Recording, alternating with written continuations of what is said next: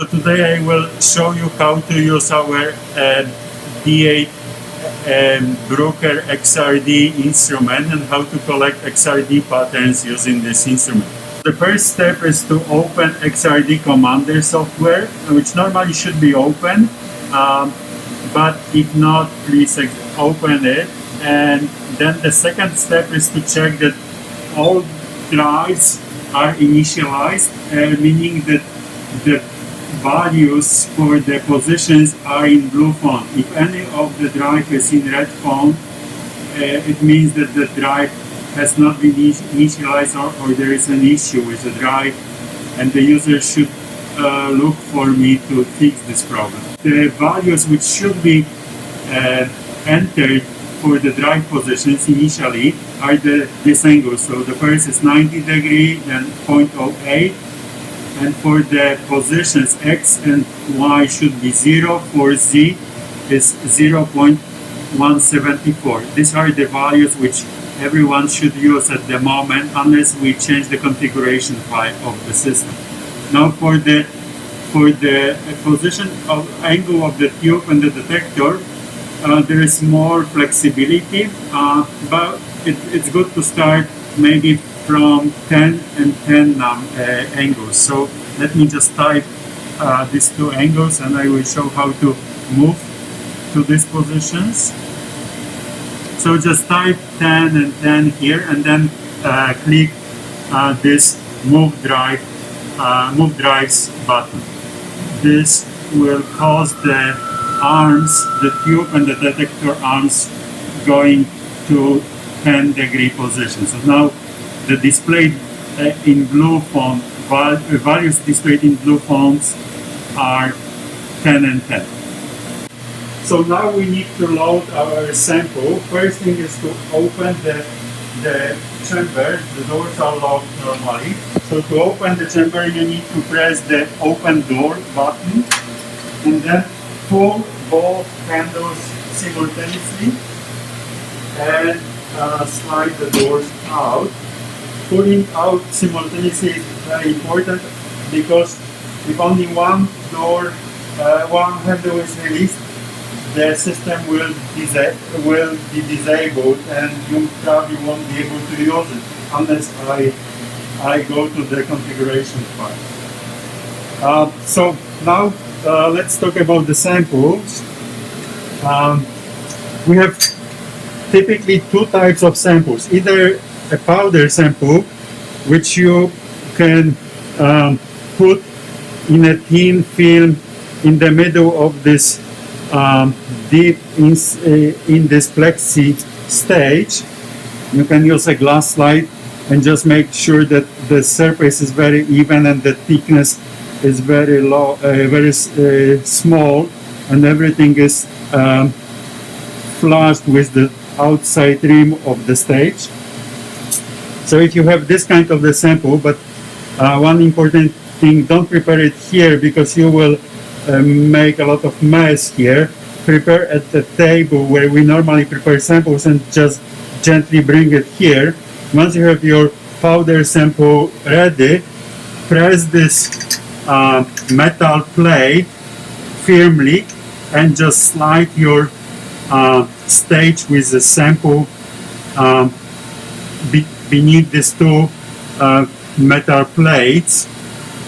Now make sure that your powder, especially if you have only small amount, that the powder is aligned with the line which is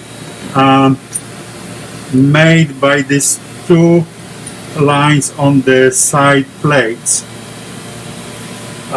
So this is in case of your powder sample. Now if you have another type of sample, which is a film deposited, let's say, on a glass slide, don't just put it directly because the height of the film will be too high by the thickness of the glass. You need to lower the metal plate by this amount just to make sure that your film will be at the right height.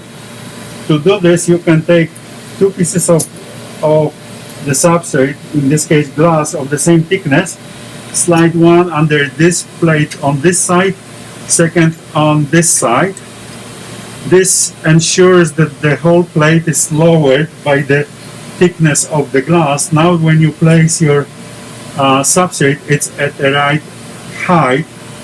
Again, make sure that your sample, especially if it's only in one place, that it aligns with these two lines. There's one line here, there's a second line here. So your sample should be in the middle. Otherwise, you will be just measuring the substrate, not your film. We have the Corundum standard sample here. There is a ceramic sample in a metal frame.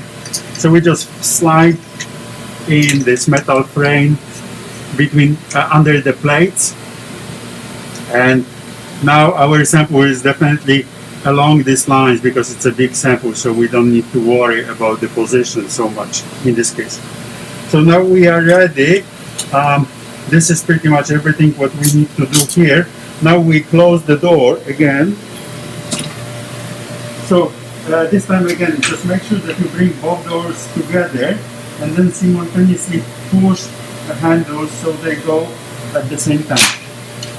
This ensures that both handles are locked and the system is ready for the measurement. The last thing you need to do before starting the measurement is to set up the scan parameters, meaning the starting and the ending angle of your scan, the step size and the speed. Also, you should choose the right scan type. We have a number of different scan types. You should always do standard measurements using log couple scan. Now, for this example demonstration, let's scan between 25 degree and let's say 60. We'll use a standard step size, which is 0.02, and we will use a relatively fast scan speed, 0.05. Now, this is a very fast scan, but we will do the measurement in the so-called auto-run, auto-repeat mode, meaning we need to make sure that this auto-repeat button is pressed on. So we are ready with all the parameters. Now we just hit the start button and the measurement will start.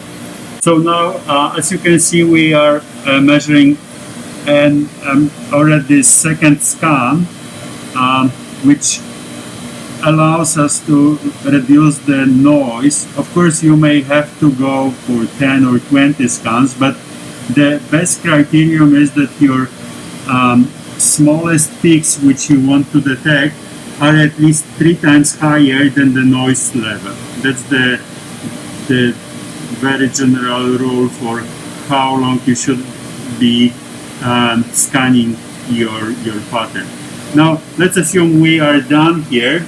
To stop, you just press the stop button and the system will stop. As you can see, you can now have active all windows. And the last and final step is to save it. So just go to the file menu and select Save As. Make sure that you, among various formats which you have available, you choose the raw format, which is the top one. Select the folder where you want to save your data. We recommend that people save the data in the diff.1 folder, where every user has their own folder.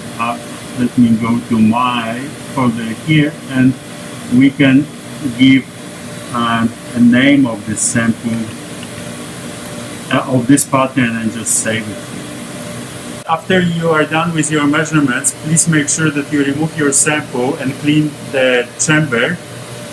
Close the door without disabling the instrument, and also please make sure that you leave the XRD Commander software open. Now, if you run into any issues which you cannot resolve during your session, please look for me in room 010 if I'm not around, and also if you cannot reach me by phone, just send me an email. I will look at the problem whenever I am. If you are unable to run your experiment because of the instrument problem, just cancel the session and send an email to me and Eunice.